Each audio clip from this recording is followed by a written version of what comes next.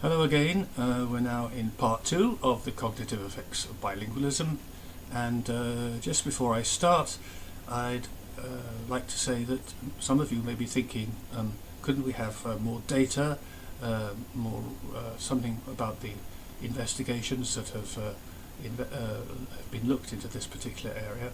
And of course, if you Google on the internet bilingualism benefits, you will get a whole host of articles, and especially YouTubes. There are some excellent YouTubes out there which explain how these studies are conducted and what kind of research findings have been produced from these various investigations, and indeed any controversy about the question of advantages and disadvantages.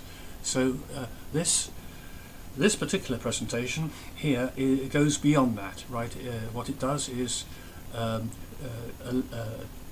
develop a much more detailed explanation from a mind point of view of why these things that we notice about bilinguals, which suggest benefits and which show indeed, especially in old age, very clear benefits.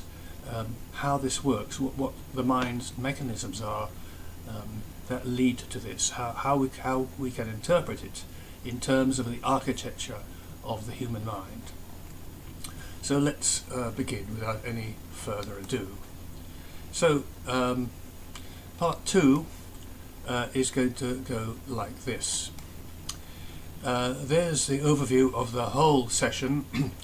The first part is grayed out. We could just see what we looked at, the various preliminaries, and we ended up with the hidden homunculus and a question. The question was, if we don't have a mind within a mind, if we don't have a single supervisory system in our mind, perhaps something in our prefrontal lobes, if you talk in a lobe in terms of the brain, an executive function which dictates the decisions we make subconsciously.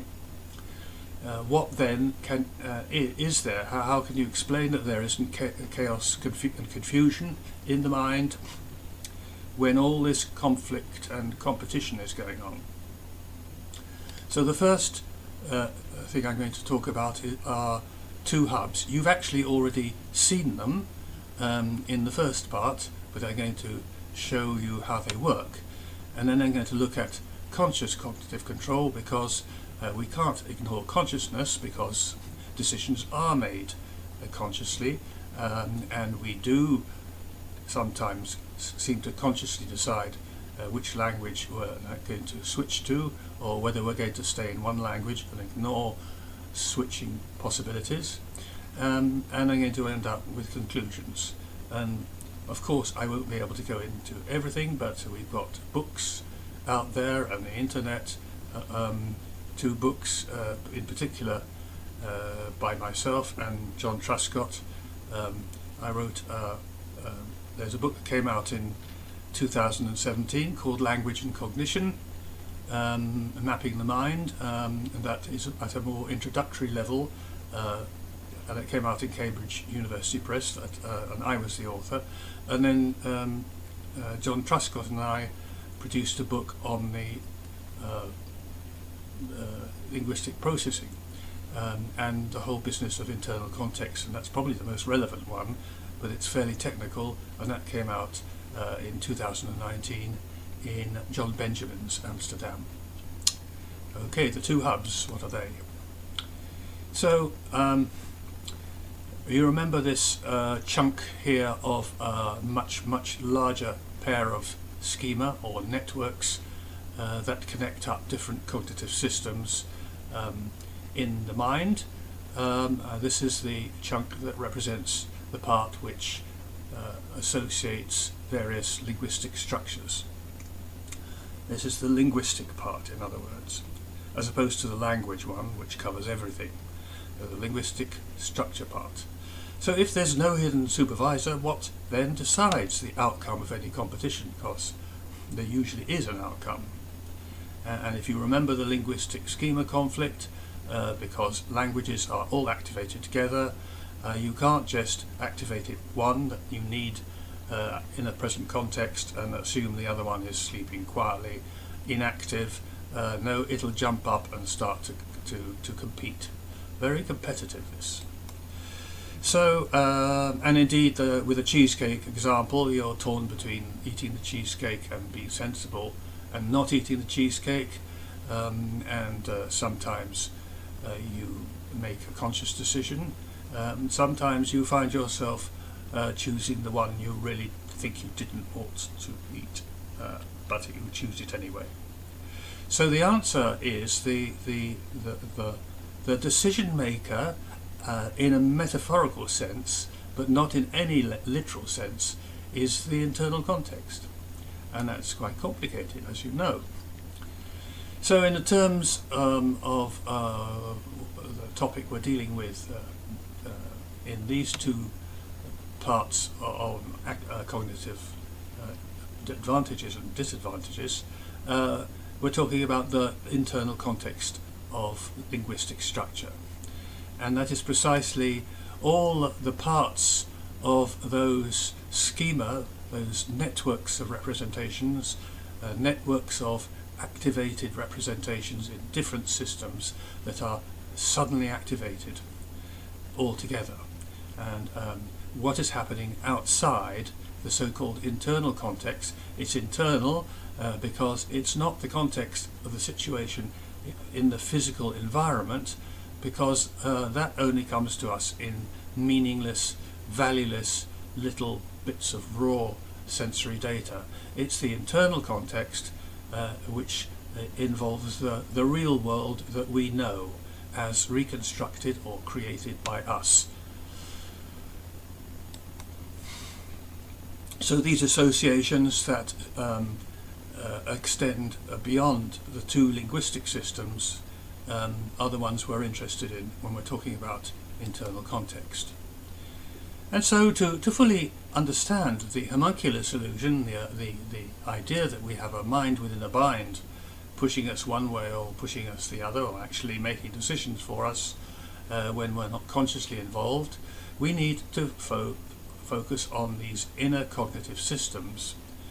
And I've showed all of them and discussed some of them at greater length in the first part. Here they are again, the peripheral ring of sensory perceptual systems, interpreting the outside world as it for us, storing knowledge in their various stores, and inside we've got the deeper processing systems, the conceptual system, the affective system, and the two linguistic systems. So notice how these all connect up, right? Take the conceptual system. You've already seen that in the first part, but if you look at it, it seems to form a kind of hub. In other words, if you like, it's a crossroads. Many of the connections where the conceptual system is involved find associations running from some other system through the conceptual system. So that's why we like to call it a hub. It's a hub, it's not a controller, but it's their powerful network connecting different parts of the mind, in this case allowing meaning associations to be given to these other representations outside. And the other hub, there are only two, is the one that we've also seen. It's the affective hub, and it also, you see, has lots of connections outside. So in terms of the network, there's a clustering in the affective system, indicating that it has a very important role in processing of any kind. This assigns values. But if we then take the two little linguistic systems that only deal with linguistic structure and simply react to input that comes from, as it turns out, only three systems, and assign linguistic structures to whatever they are able, not knowing whether they're dealing with one language or two languages or three languages. They just construct associations and representations blindly, and we can't really call this a hub. It's not a proper hub. So we've got two hubs, and if we cross over and interpret that last slide in terms of a neurological brain, in terms of the brain, then the brain activity which is associated with these, as you see, fairly easy to say what it is in terms of auditory processing. It'll be stuff going on in the auditory cortex, and visual stuff going on in the visual cortex, and there are quite a lot of studies out there that are quite clear that we do have an independent conceptual system in the brain, and various places have been associated with it, but you will see activity in the anterior temporal lobe, and you will see activity in the medial prefrontal cortex. The prefrontal cortex is often implicated in stories about cognitive control, executive control. And so it seems definitely to have something very important to add to the story of how this works in the physical brain. But back to the mind, we got the two hubs, and now we put them together, and there you are, they are facilitating the mind's response to any current situation. Take the example of code switching, for example. Write an example in terms of someone who knows English and German. So whether they use English or German, in both cases, both languages will be activated and competing.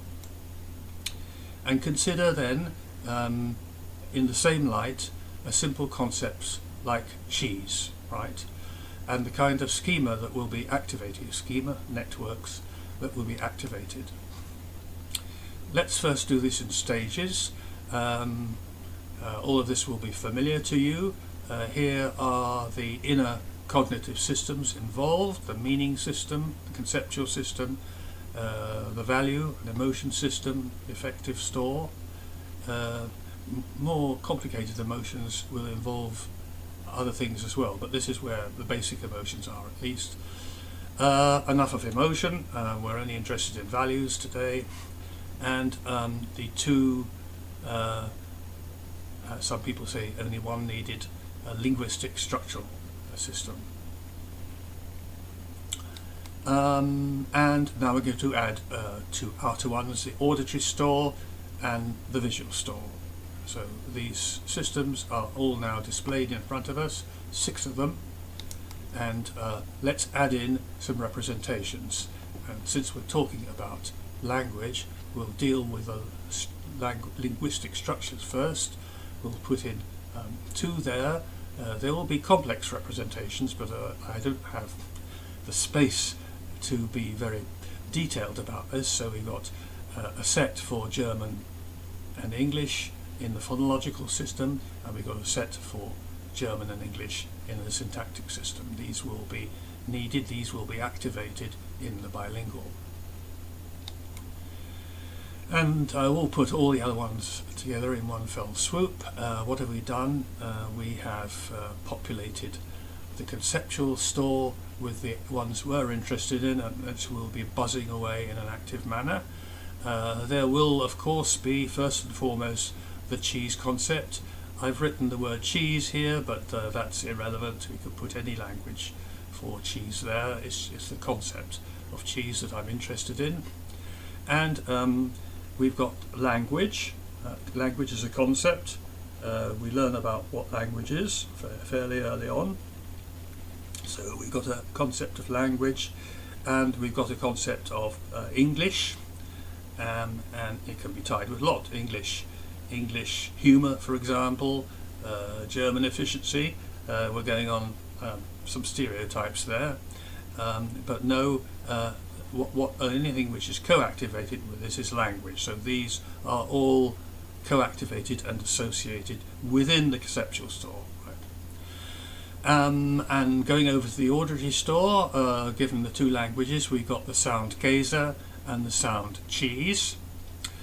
These are sounds, along with all the other sounds that we hear, including sounds of doors creaking and boilers exploding and radiators ticking. And in the visual store we have associations with visual representations that represent text written like this or written like that. And of course we have what we might call a visual image of cheese, and each individual will have a different one according to which cheese they think is the classic cheese. It may be a complex of all the cheeses they've ever met, but we're going to put it in simple terms as the visual representation of cheese. Whenever that is activated, it will produce an experience of visual experience of cheese. But there it is, it's simply the representation there, activated in the visual store. And here we have the positive and the negative values I've been talking about, which can be assigned to along any pathway, any interface that connects the affective store with one other one. Okay, going on, we've got the representations. Now let's build the schemas. Let's associate representations into networks. So let's now look at the connections which directly emanate from the linguistic system and create what in the framework is the network, the schema, which we would entitle the word cheese, right, or in this case the word Käse. Here's the connection which really makes the sound into a word. It's the connection with the phonological structure, right, of the German phonological structure, or although, as I said before, the linguistic systems have no idea what language they're processing. Notice I said have no idea, I meant metaphorically, of course, not to fall into the homunculus illusion. And the structure is then going to co-activate a parallel syntactic structure, which will be a noun, and in the case of German we'll absolutely have to co-activate a gender, in this case feminine gender. All that's wrapped up into this complex little representation, which is just features as one circle, right? And that goes out to the other connection that the linguistic systems have via the syntactic system, and that's to the meaning. So we've got a sound which has been made into a word. A full word has been given a syntactic structure, thank you very much, and is now meaningless, but no, it's not, because it has co-activated the meaning of cheese, the concept of cheese. Notice these will also be stretching out because they're also co-activated with this, but they're not directly connected to the linguistic system.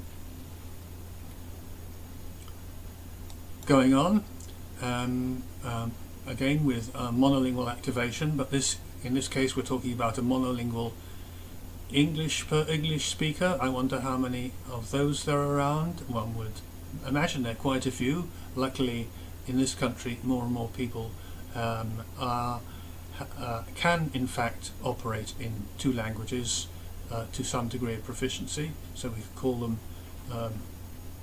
multilinguals. And in this case we've got a similar schema. The only thing is, of course, the syntactic structure will not contain a grammatical gender, so that's exactly the same. Again, these will be activated, but they're not directly emanating from the linguistic system. The linguistic system together, the dual system, if you like, makes a very poor hub, so it has just these connections. Everything else is starting to react and respond in the internal context, and we'll go on to look at that. Okay, now what we have here is cheese and its let's say direct associations in terms of the conceptual system. So we've turned the spotlight on the conceptual system now and see what's activated there, and it's getting a single push from down the path between syntax and a meaning, and lots of things are happening. It's connecting up with the auditory store there, because the auditory sound also is connected with the meaning of cheese. Now think about that carefully. We've got two ways of activating the concept cheese with a sound. We can either activate it directly. We hear a sound and we get a meaning, just as we hear a doorbell and we get a meaning. And as we saw in the previous slide, we activate the sound and we get a linguistic structure going through this one. That's what we saw in the previous slides. Now we're focusing on the conceptual system, and we're seeing lots of things are being activated. The cheese concept is being activated here. Here, and the English language is creating a connection with the written form of cheese as well. So we've got lots of things going on in the conceptual system, radiating out to other areas of the mind. Cut over to the affective hub and concentrating on that. Here is, we can draw lots more associations that will be activated with this, but I'm just going to simplify things and just talk about these three. We've got English language being valued highly positively. There is no other option, but if you want to speak English in an English-speaking country, these English language will certainly have a positive value associated with it, and we're talking about cheese. The concept of cheese is the one we're interested in. That at the moment is currently important, so it will have a affective association with the positive value. Right, and again, if you have time, you can maybe develop some more of these radiating out from the affective hub. So what happens then in an English-speaking context?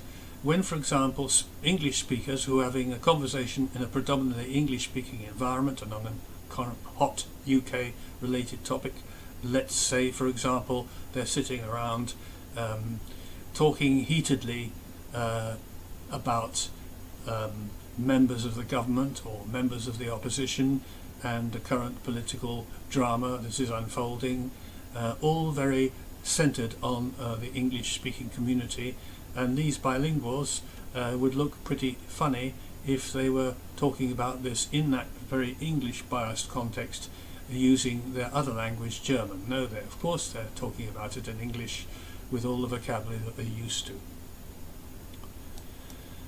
So, in this situation, the value of German in these bilingual minds will be relatively low. The value, of course, is part of the internal context, and it will be low or neutral or negative compared to that of English.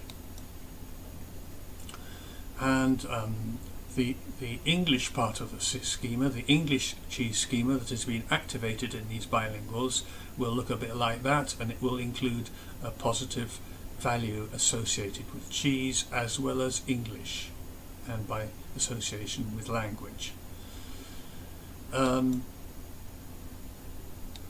And here's the other part of the schema that is being activated in our the bilingual schema, the bilingual network of representations, but it is valued weakly because German and German language is valued weakly, right? Weakly. So we got two very similar types of network being activated together and forming a composite network or schema, but it includes both positive and negative values, reflecting the importance of English and the lesser importance of German, which has also been activated because languages are always activated together, whatever the situation. Okay, but now, well, the internal context changes. Well, it might be for some internal reason, but I think we'll take a simpler example, that some external situation has changed, and this is being processed and converted into something internal in the mind, the internal context in this case. And what we understand of this change in the outside world is going to have an impact on which language we choose. Right? So the external context, the raw stimuli that impact on us are converted into an internal representation of what's going on, and that's going to change the whole ball game. Concretely, let's say, for example, the mobile phone, that's the cell phone, rings, and a German monolingual is on the phone. And she's talking to Kate. Now, Kate is a bilingual and is, in fact, one of the participants talking in this emotionally charged discussion of the political situation in the United Kingdom. And they're gabbling away in English, but suddenly the phone rings. Kate picks it up and says hello, and it's Monica on the line, talking, of course, German, because that's all she can talk. So what we get then is a sudden increase for Kate in the affective value associated with German and language, these two co-activated things. So in that part of the network, German and language are suddenly going to get a new association, are they not? Yes. So here is the increase in Kate's current value associated with German, currently at a rather low level, depicted in the following two co-activated schemas. Right. So what happens suddenly is that German and language, informally put, suddenly become more important. And in terms of the architecture of the modular cognition framework, this means that the associations between German and language get a boost, right? And they go boosting very quickly, because you can't waste time. Monica wants an answer. So this activation level boost in the conceptual system continues to spread throughout the co-activated representations in the other cognitive systems. Remember, it is a particular function of the affective system, the value system in the affective system, to boost the levels, the activation levels of anything which happens to be associated with it. So you get spreading activation right round the German, as it were, the German part of the schema. Raising all the activation levels in such a way that they overtake the English related parts.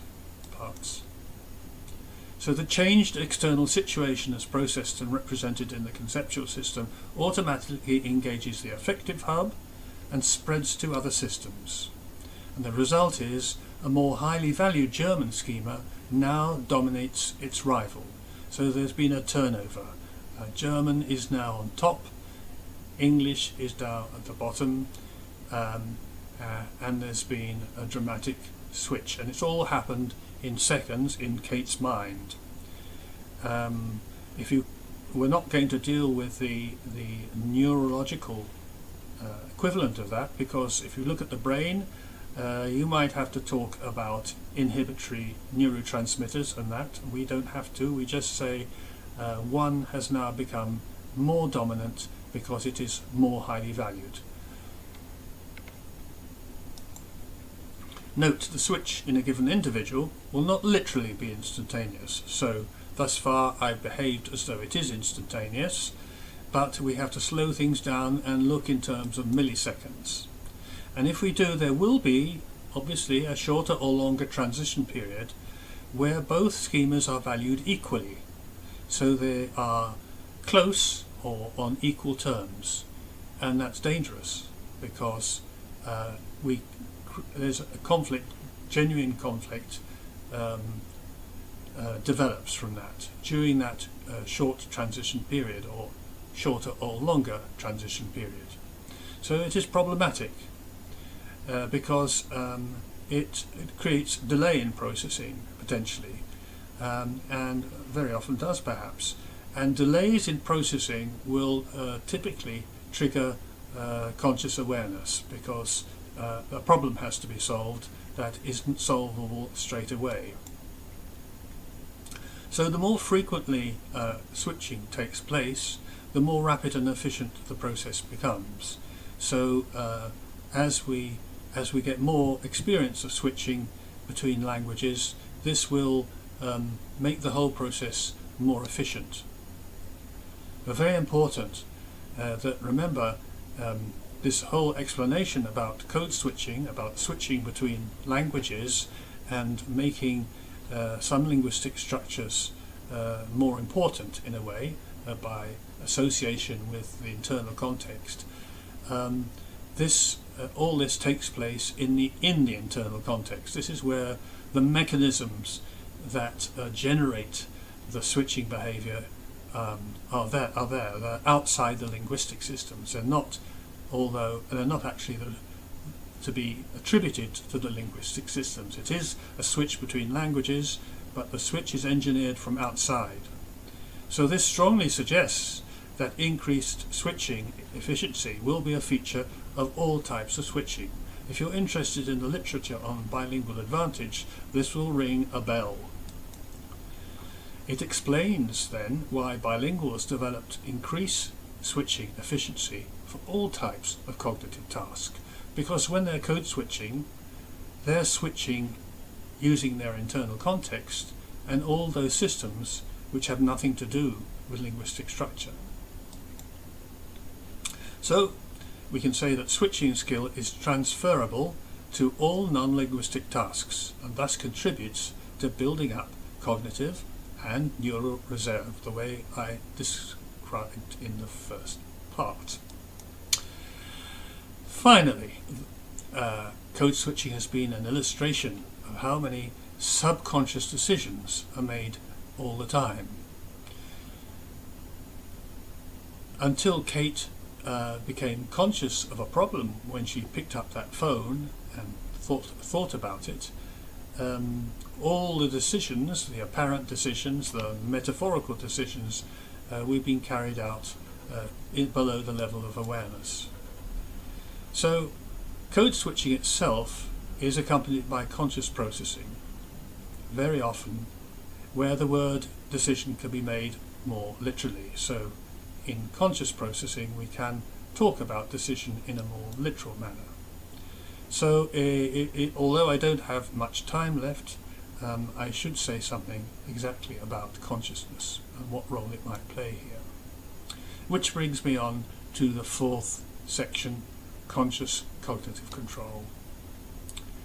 Now what you need to know about processing, I can no way talk to you all about consciousness and conscious processing because there isn't time, but there are other places you can find out about it. But generally it is now accepted that the signature of consciousness processing in the brain, and therefore its parallel in the mind, in our story about the mind, in the modular cognition framework story about the mind, is you get intensely activated representations in many different stores, all working together in synchrony. So there's, as it were, an explosion of activation levels all over the mind, implicating many different systems and pathways, and they're all working together for a moment.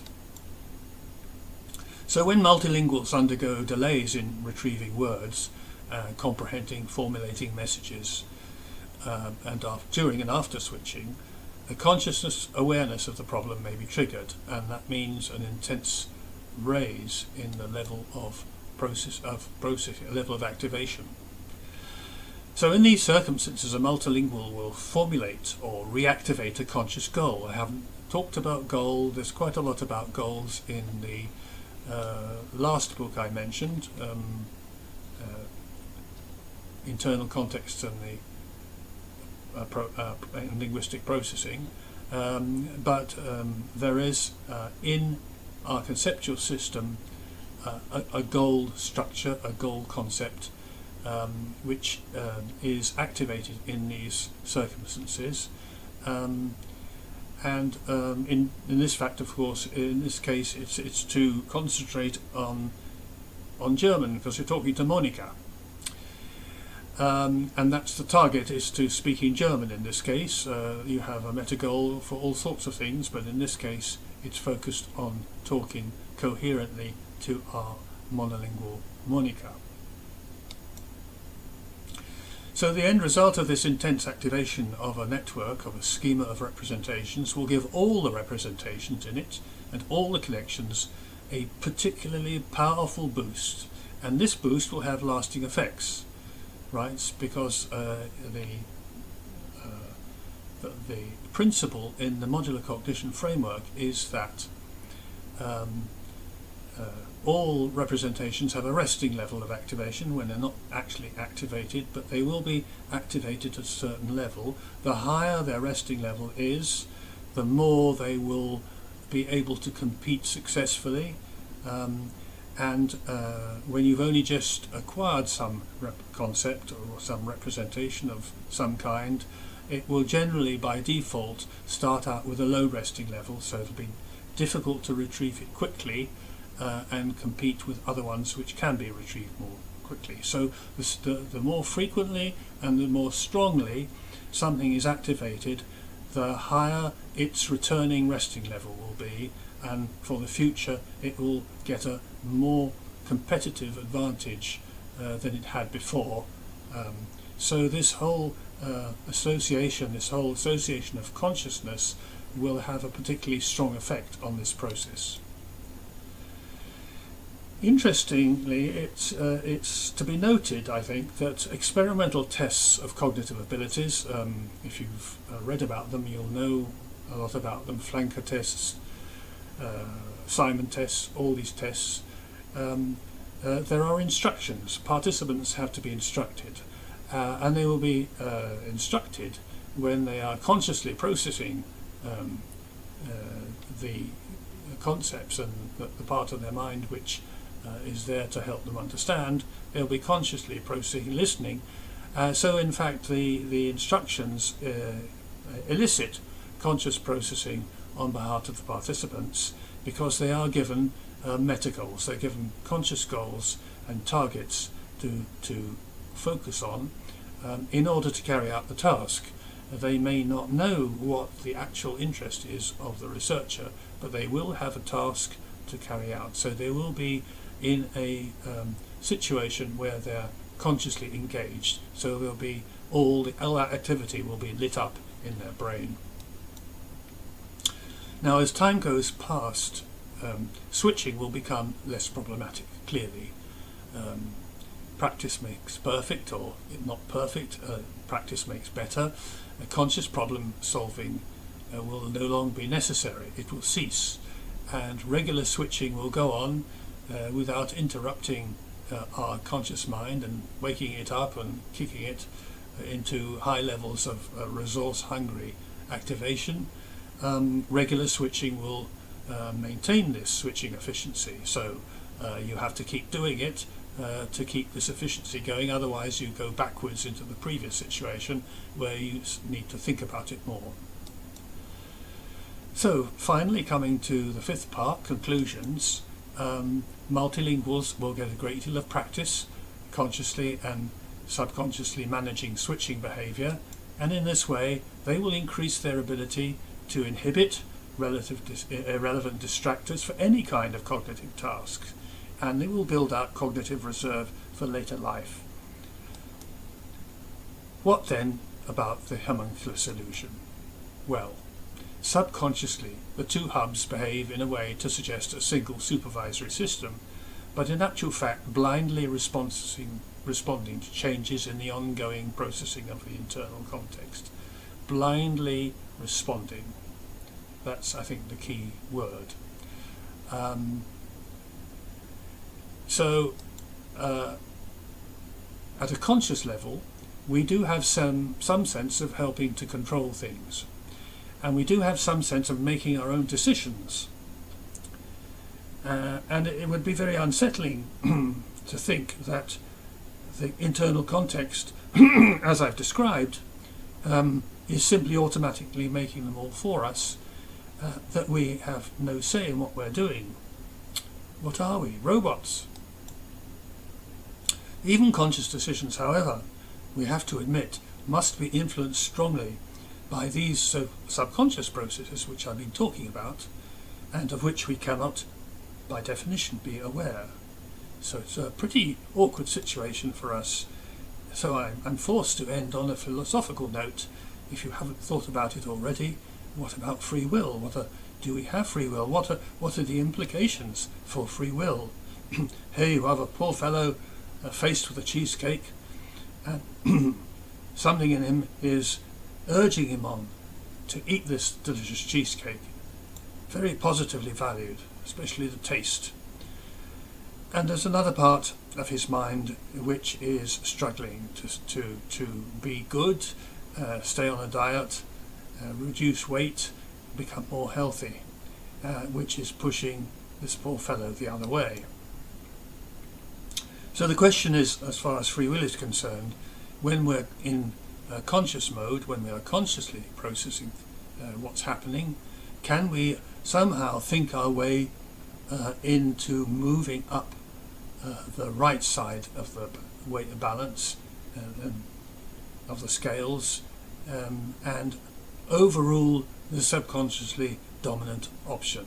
Can we alter the internal context somehow indirectly, although we can't do it because we can't see it, of course, we can't feel it in any way, we're not aware of it, but can we consciously somehow think ourselves into a highly valued situation where diet is no longer of a low value, which it is at the moment, and we can, as it were, push up the scale by some conscious effort. So if there were free will, it would be manipulation via a meta-goal. The meta-goal would be to value the diet more highly than the taste. So it would depend upon how consciously we are able to activate this goal and activate it very strongly to change the internal context, in particular the currently co-activated values. So, as it were, to nudge the balance between the perceived alternatives and make the scales move accordingly. With that intriguing thought, and the fact that we hope that we have free will and that we do have some effect on our lives, I'll leave you with that big question mark. Thank you very much for listening, and I hope you look at some of the other presentations on our website, https://www.cognitionframework.com. Welcome to the multimedia section whenever you get there. Goodbye.